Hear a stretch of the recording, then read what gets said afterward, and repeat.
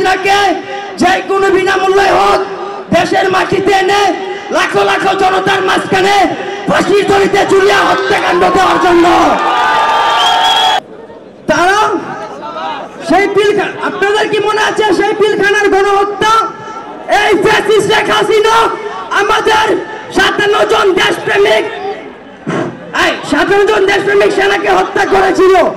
আপনাদের কি মনে আছে সেই 13 সালের শাপলা চক্করের গণহত্যার ঘটনা?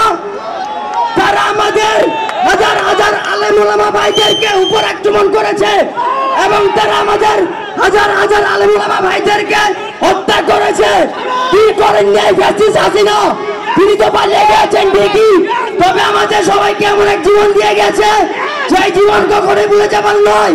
তিনি পালিয়ে যাবার সময় আমাদের এমন এক জীবন দিয়ে গেছে, সেই জুলাই মাসে আমাদের শত শত ভাইদের কেড়ে নিয়ে গেছে হাত, পা, চোখ। কি করেননি তিনি? তারা কেড়ে নিয়েছে আমাদের প্রায় 2000 ভাইয়ের জীবন। তারা শহীদ করে দিয়েছে আমাদের প্রায় 2000 ভাইদেরকে।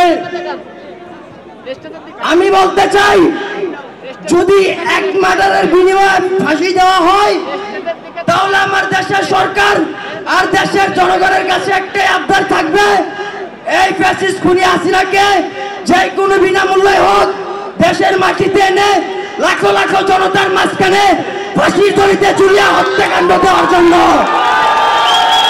তারা ফ্যাসিস্ট হাসিনাকে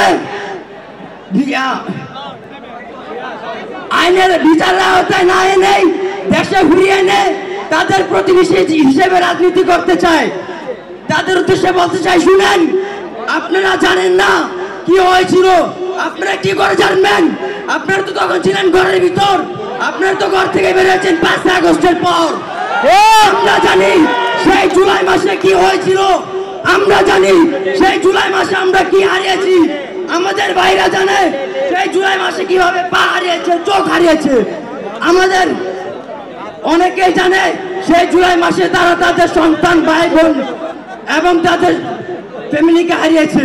সেই রাজনৈতিক দলের উদ্দেশ্যে বলতে চাই, আপনারা যদি এই ফ্যাসিস্ট হাসিনাকে দেশে ফিরিয়ে আনতে চান এবং তার বিচারের আওতায় না এনে তার সাথে প্রতিনিধি হিসাবে রাজনীতি করতে চান, আমরা এই ফ্যাসিস্ট হাসিনার বিরুদ্ধে যেভাবে জুলাই মাসে আন্দোলন করে হাত হারিয়ে তাকে এই দেশ থেকে বিদায় দিয়েছিলাম, ঠিক সেই জুলাই মাসের মতো আবার রাজপথে নেমে যাব।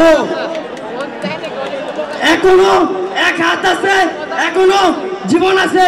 আপনারা মনে করেন না আমরা মরে গেছি? এখনো আমরা বেঁচে আছি। আমাদের জীবন থাকা অবস্থায় আমরা এই ফ্যাসিস্ট হাসিনার আইনের আওতায় এনে বিচার থেকে ছাড়বো ইনশাল্লাহ। এখানেই অনেক গুরুত্বপূর্ণ কথা বলবে।